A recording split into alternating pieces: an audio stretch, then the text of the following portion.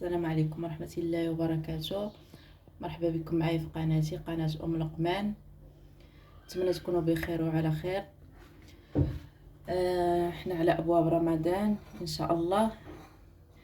غنوجد معكم اليوم واحد المركز ديال الحامض. كنعرفوا دابا الوقت ديال الحامض موجود، وهذا المركز زوين تقدروا تستعملوه في رمضان مع العصير، تقدروا تاخذوه غير هكاك. المهم كنحتاج غير الحامض. دابا الوقت ديالو راه موجود في السوق. خديته انايا رقدته في الماء شي ساعتين بحال هكاك، ودرت فيه واحد شويه الخل باش يتغسل مزيان الا كان فيه شي دواء ولا شي ميكروب يحيد منه. دابا غناخد نبدا غنحك الحامض.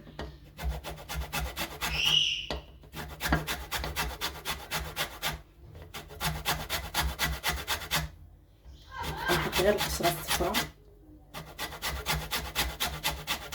بحال هكا، غير هذيك الصفراء هي اللي غناخدها. المهم غنكملها كامله بحال هكا بحكان، نرجع نكمل معكم الفيديو.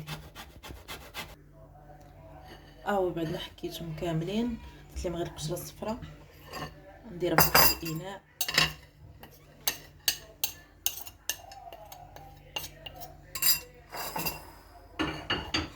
خديت الحامضات قسمتهم على جوج. دابا غنبدا نعصر فيهم. بسم الله.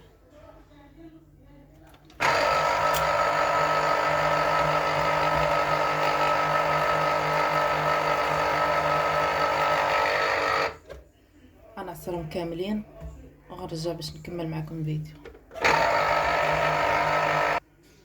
بعد ما عصرتهم كاملين، هاد القشور ما نضيعهمش، نخليهم نديرهم نتوما في الفريغو، ونخليهم بحال هكا. اللي بغيت نغسل الدجاج ولا شي حاجه نستعملهم. هو خديت العصير. دابا غنزيدو على ديك القشره اللي نزيدو من هذيك القشره، وناخذ كاس ديال السنيده.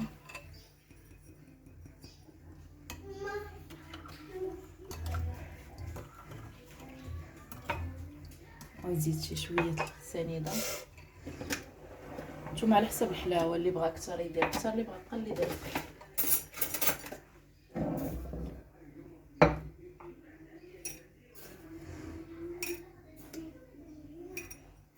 زدت نص كاس واحد اخر، درت فيها كاس ونص، وغادي نبقى نحرك فيها بحال هكا. نحركها دابا وغنغطيها. غنبقى كل نص ساعه ولا ساعه نحرك، نعاود نحركها حتى تذوب هذيك السنيده كامله.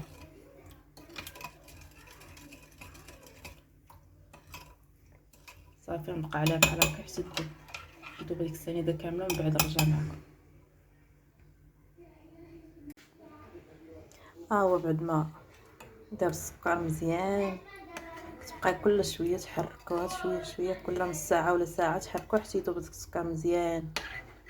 دابا غادي ناخذ نصفيها، ناخذ واحد البواط فاش غنديرها. غادي ناخذ صفايه تكون رقيقه، خديت انا هذه هي رقيقه عندي، وغنبدا بحال هكا نصفي بشويه بشويه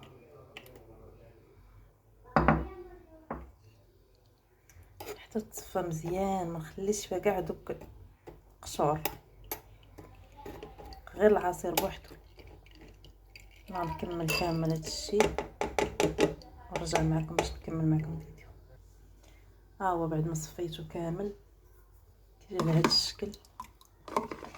قلت لكم غير صفايه رقيقه.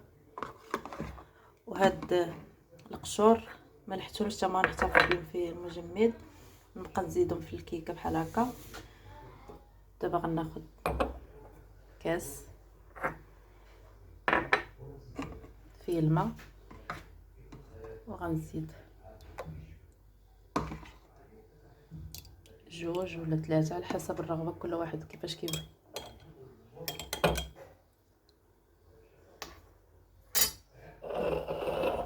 الطريقه ديالو. دابا هذا غندخلو المجمد غيتجمد، وفيما نبغي نحتاجو نبغي نستعملو ناخذ منه 2 معالق ولا 3 على حسب اللي بغيت. كنزيدو اما في العصير يا اما نزيدو غير مع الماء بحال هكا ونشربو. كيف ما كتعرفوا ان رمضان كيحتاج العواصير بزاف. المهم نتمنى يعجبكم. الا عجبكم ما تنسونيش بلي لايك وبالابوني للقناه باش يبدا يوصلكم كل جديد، وتبارطاجيو مع الاصدقاء ديالكم. والسلام عليكم ورحمه الله وبركاته.